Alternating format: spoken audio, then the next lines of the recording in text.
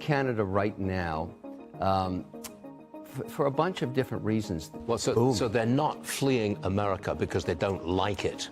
No. They're going to Canada because there's opportunity there to get in and stay there. The pressure inside the U.S. is building fast. New tariffs, higher input costs, a manufacturing environment that feels tighter by the month. Steel and aluminum duties jumped to 50%. U.S. steel shot to around $900 a ton, nearly double the world price. Profit margins collapsed. Some production lines lost half their earnings. Others saw costs rise another 2 to 4.5%. And the EV sector, a 50% tariff on battery materials, hit like a wall. Rivian, facing escalating costs, began looking for a way out. But they can also hurt it. Those same tariffs raise costs for factories that use steel to make other products, reducing output.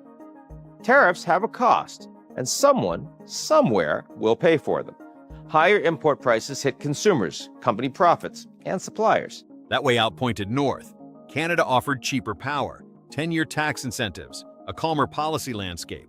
For companies already under strain, it wasn't just attractive, it felt necessary. GE, John Deere, Rivian, three big names now tied to a trend many analysts didn't see coming. So what is this really, a temporary detour, or the early stage of a deeper fracture in North America's supply chains?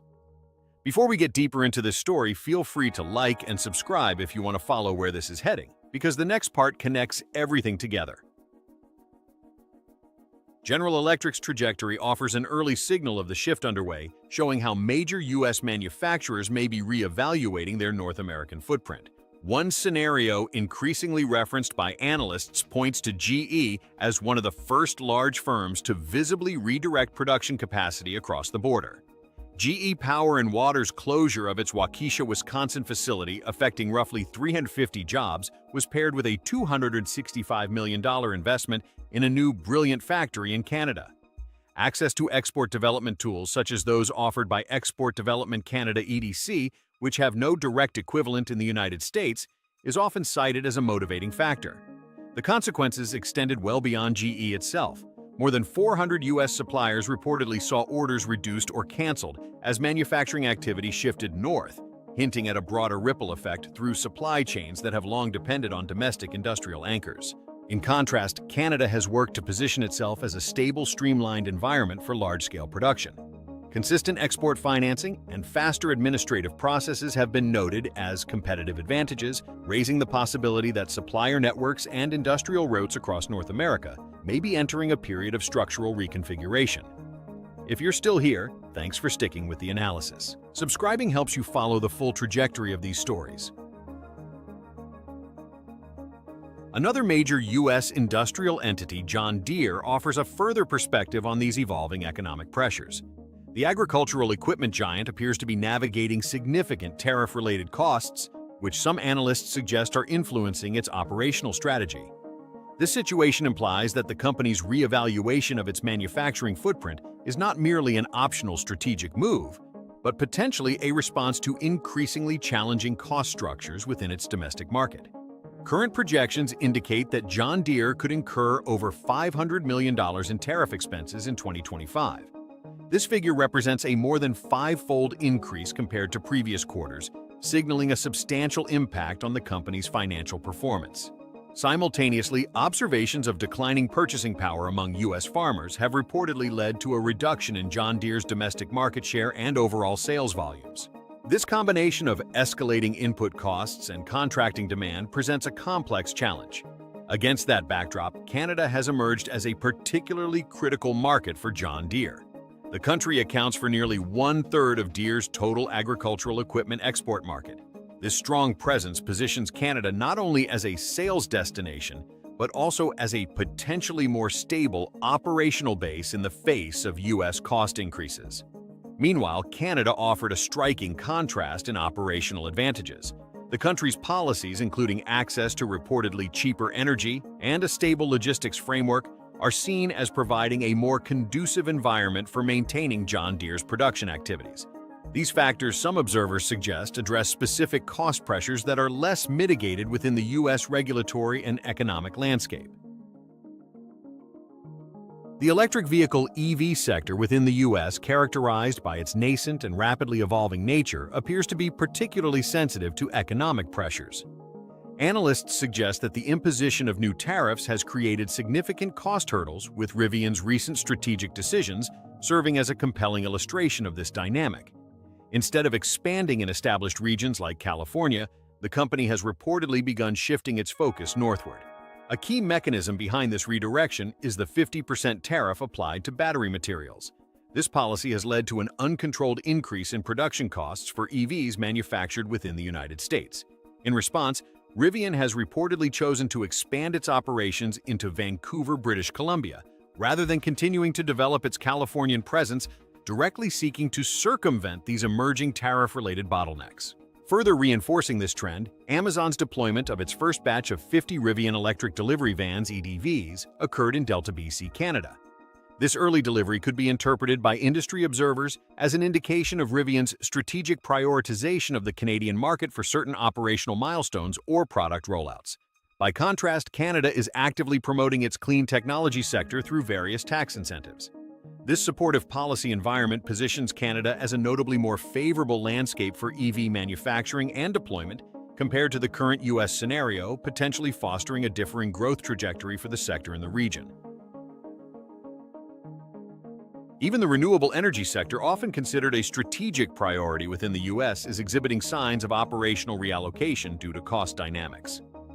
GE Renewable Energy provides a case in point where the rising costs of steel and logistics are reportedly making U.S.-based projects less sustainable, prompting a reevaluation of its manufacturing locations.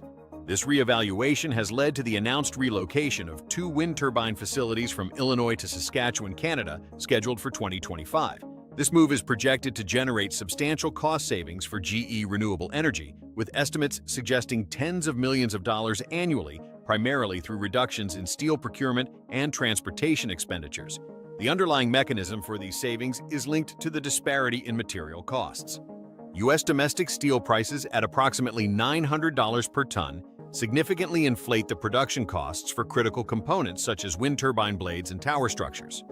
This cost differential creates a notable incentive for manufacturers to seek alternative supply chain solutions. Meanwhile, Canada offers a framework of stable incentives and a lower-risk environment for the clean energy sector. This stability is considered a critical factor for the long-term viability and competitiveness of large-scale renewable energy projects, providing an operational backdrop that some companies appear to find more predictable than that currently available in the U.S. Economic pressures are not limited to heavy manufacturing. They now reach deep into e-commerce and logistics. Companies like 3M and Etsy show how rising U.S. costs and regulatory changes can affect both legacy producers and digital platforms. For 3M, logistical expenses have climbed to their highest level in 15 years, while operating costs in Ohio and Texas have risen by double digits. This creates a difficult operating environment for a company whose supply chain is heavily tied to U.S. facilities. Etsy faces a different challenge. The removal of the de minimis threshold below $800 has made cross-border sales significantly more difficult for small sellers, narrowing market access and disrupting revenue flows. eBay has warned that similar regulations could result in severe revenue disruption across its ecosystem. Canada, meanwhile, offers an alternative set of conditions. Digital tax incentives lasting up to 5 years present a more cost-effective and predictable environment for online commerce and tech-enabled firms. For some companies, the contrast highlights a widening divergence in market structures across the two countries. Taken together, these factors suggest more than isolated corporate decisions. They point to a quiet realignment of North America's industrial map. Canada is not just receiving U.S. companies, it is shaping the conditions that make relocation possible. Ontario's BWRX 300 SMR project, a CAE $20.9 billion investment, expected to create 18,000 jobs, is designed to anchor long-term low-cost power for industry. Alberta adds another advantage with fuel prices estimated to be about 25% lower than in the U.S., a rare edge within the G7.